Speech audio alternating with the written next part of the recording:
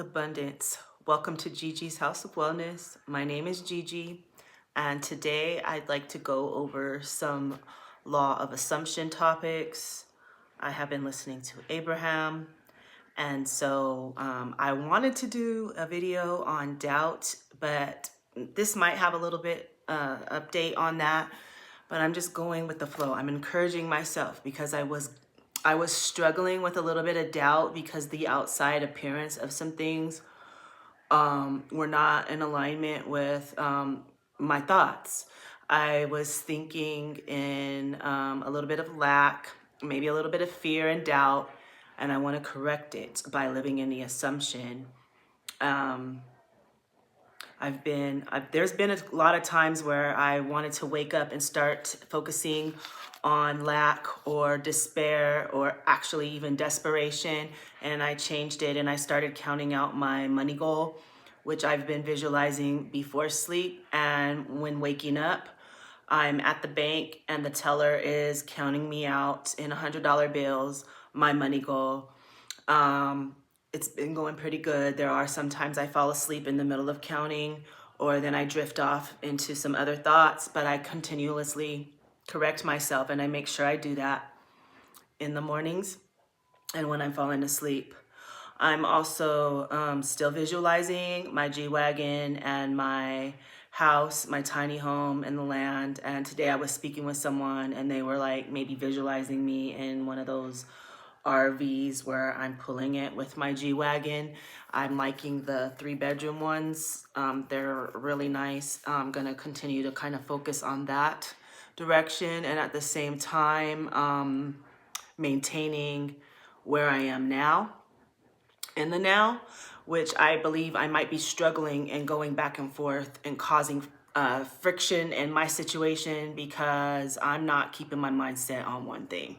I'm going from tiny home, container home, one of those modular homes you can order on Amazon, and still not a land, but I don't visualize myself paying for land, which I've said before. I would like to settle, so I might be more in a mobile situation coming up where, like I said, I'm pulling my RV, and it isn't like the old school. This is a luxury RV with a nice kitchen. And so I'm going into detail on my visualizations, but I wanted to go over some notes. And also, I've never introduced the side. I have a death doula. I'm certified death doula. I have not really I've used it. I've been a death doula and I didn't know. I've always been helping people in grief, and once a loved one dies, I've been a person who was available to help. And I've also moved and helped people in situations when a loved one has passed away to move all of the belongings, and going through people's belongings that are not here anymore. And I wanted to talk about this a little bit, but it is not on the subject of the video, unless this is just going to be part of the video instead.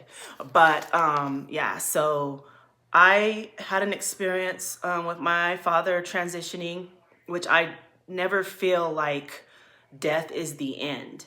I've always had something else, not feeling really sorrow, kind of a happiness for people who transition over. I do not believe that death is the end. It's like an energy transfer. When my father transitioned, I got a lot of his energy. He was a free spirit, a party guy, and I got a lot of that when he transitioned over. I became more of a free spirit and the life of the party, maybe, sort of. And so with that being said, I have a different outlook on death. I guess I kind of see it for what it is. Our bodies are suits that we are in while we're here on earth, but we are, the body is mortal, we are immortal, we are spirit having a human experience in the body.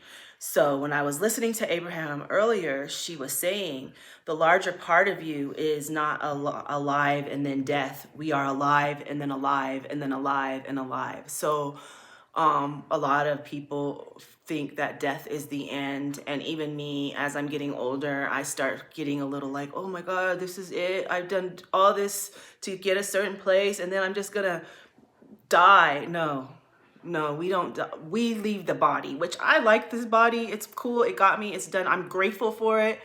It's staying healthy and it's getting me through. But what's really driving me is the spirit. Without that inner thing, self, who's gonna talk me through this? Who's gonna talk me through this life or whatever this is, this journey? That's what I'm grateful for. And that's the internal, original Atman, the self. So we're bound spirits by body. And the better you feel, the more in alignment you are with your higher self.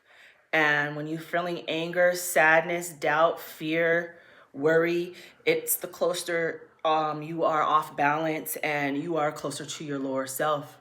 So our goal as manifestors is to stay in the higher.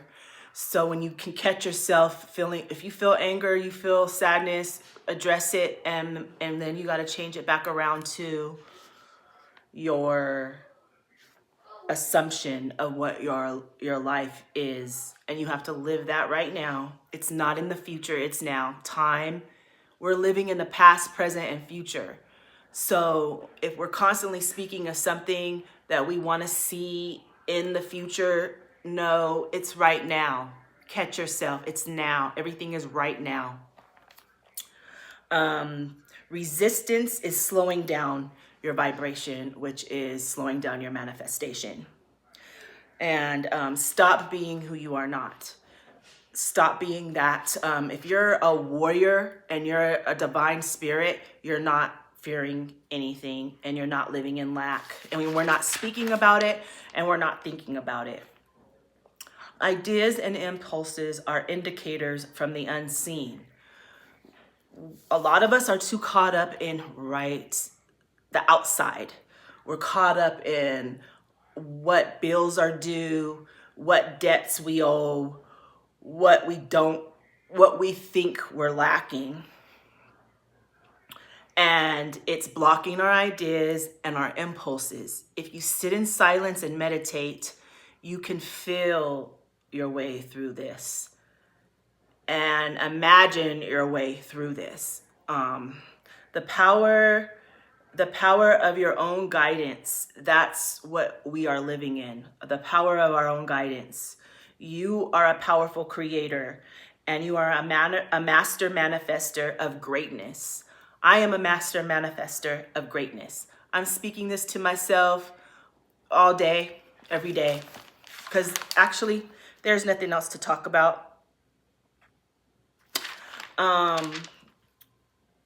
Yeah, so see, I kind of left the subject of death and started speaking about manifesting, but it is all the same. Like, we're caught up in an illusion that someone else created for us, and a lot of us are stuck in it. A lot of things are happening in my life, testing me, because I keep constantly speaking about this, but I'm getting a lot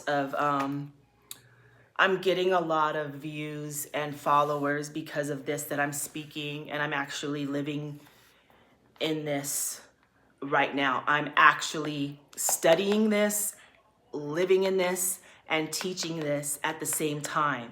Although I do have results, I'm still assuming that I have more results to fulfill so that I'm actually showing you that I'm living this. I'm not just talking about something I'm not doing and haven't done and I'm not going to continue to do.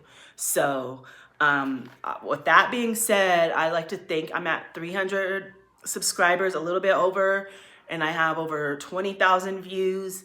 I am grateful and honored and to be here and express this through this vessel.